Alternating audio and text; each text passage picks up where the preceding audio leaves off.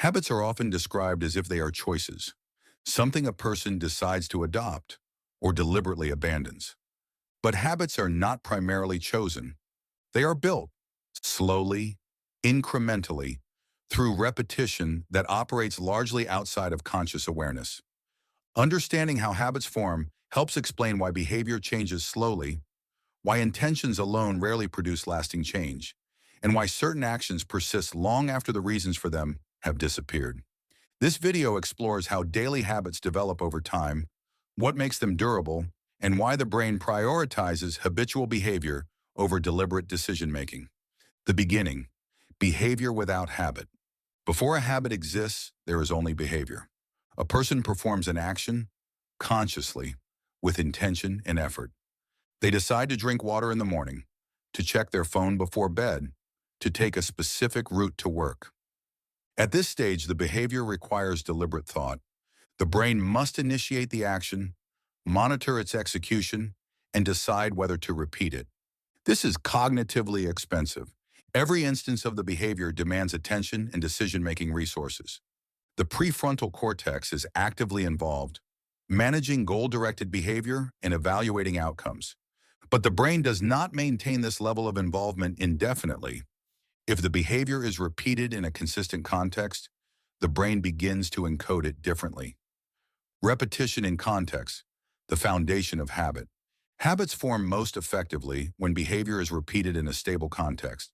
The context includes the time of day, the physical location, the preceding action, the emotional state, the presence of specific cues. When the same behavior occurs repeatedly in the same context, the brain begins to link the context to the action. This linkage is not deliberate. It is an automatic encoding process. The brain detects the pattern and starts to prepare the associated behavior whenever the context is detected.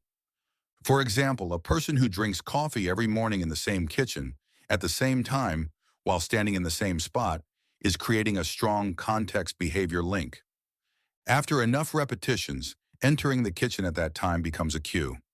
The behavior is no longer initiated by conscious decision. It is triggered by context. The role of the basal ganglia. As a behavior becomes habitual, control shifts from the prefrontal cortex to the basal ganglia. The basal ganglia is a set of subcortical structures involved in procedural learning and automatic behavior. It specializes in recognizing patterns, linking cues to actions, and executing sequences without conscious oversight. When the basal ganglia encodes a habit, it creates what is sometimes called a habit loop. Cue, the context or trigger that initiates the behavior. Routine, the behavior itself.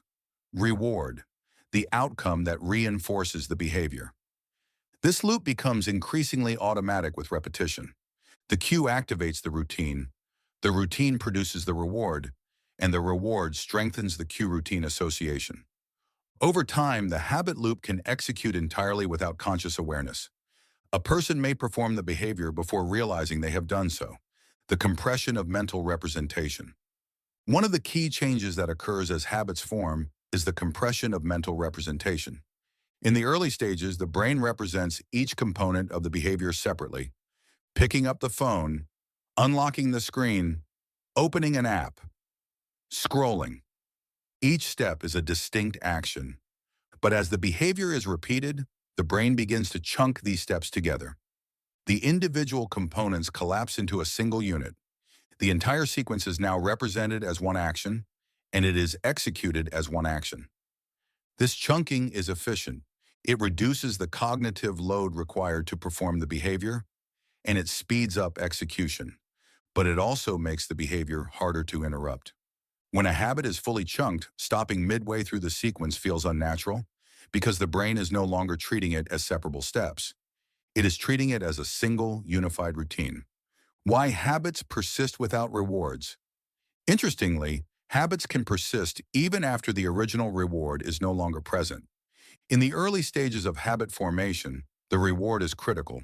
It signals to the brain that the behavior is worth repeating. But once the habit is fully encoded, the reward becomes less important. The cue routine link is strong enough to sustain the behavior on its own. This is why people continue habits that no longer serve them.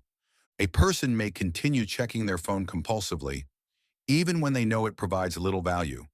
The behavior is no longer driven by the expectation of reward. It is driven by the automaticity of the cue routine connection.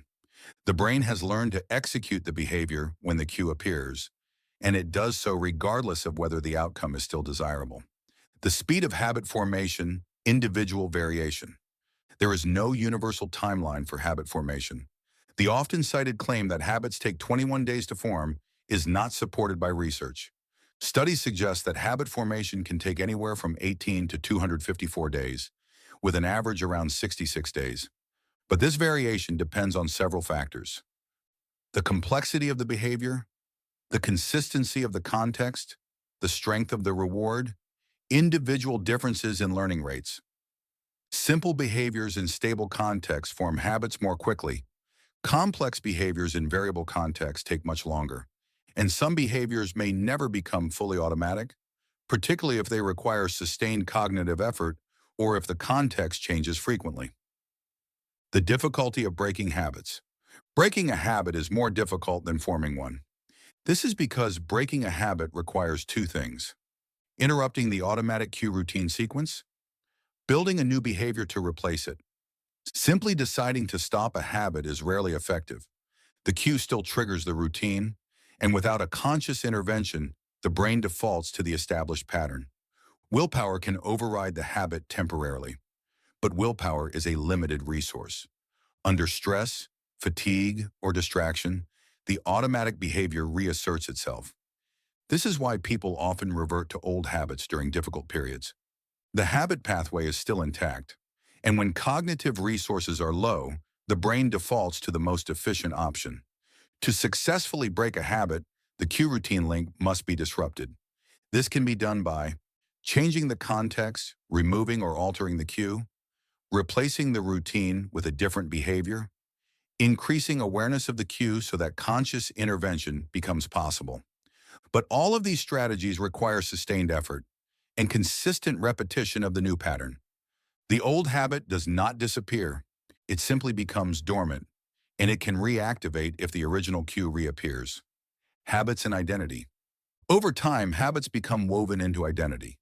A person who runs every morning begins to think of themselves as a runner. A person who reads before bed begins to identify as a reader. The behavior is no longer just something they do. It becomes part of who they are. This identity reinforcement makes habits even more durable. The behavior is no longer evaluated solely on its outcomes. It is tied to self-concept. Abandoning the habit feels like abandoning part of oneself. This is why changing long-standing habits often requires a shift in self-perception, not just a change in behavior. The accumulation of small habits. Daily habits accumulate. Each individual habit may seem small, but over months and years, the combined effect is significant. The person who writes for 15 minutes each morning may produce several books over a decade. The person who walks for 20 minutes each day may maintain cardiovascular health that prevents future illness. The person who checks their phone compulsively may spend thousands of hours in a state of distraction. Habits shape trajectories, not through dramatic moments, but through the quiet accumulation of repeated actions. This is both promising and concerning. It means that small positive habits can lead to meaningful long-term change. But it also means that small negative habits can erode well-being gradually, in ways that are not immediately visible. Implications for behavior change. Understanding how habits form helps clarify why behavior change is difficult. It is not a matter of willpower or motivation alone. It is a matter of neural encoding. The brain builds pathways through repetition, and those pathways become the default. Changing behavior requires consistency over time, a stable context, awareness of cues, replacement behaviors, not just removal. Expecting rapid change contradicts how the brain learns. Habits form slowly, and they dissolve slowly, but they do change. With sufficient repetition in a new pattern, the brain will encode a new habit. The old pathway may remain, but the new one can become dominant. Closing reflection. Habits are not decisions made daily. They are decisions made once and then encoded. Through repetition, the brain transforms deliberate action into automatic routine. The context becomes the trigger, the behavior becomes the response, and consciousness is no longer required. This process is efficient, but it is also indifferent. The brain will encode helpful habits and harmful habits with equal efficiency. It does not evaluate value, it detects repetition. Understanding this does not make habit formation easier, but it clarifies what is required, not intensity, but consistency, not motivation, but repetition in context. And once that is understood, the process of building or breaking habits becomes less mysterious and more a matter of patience and structure.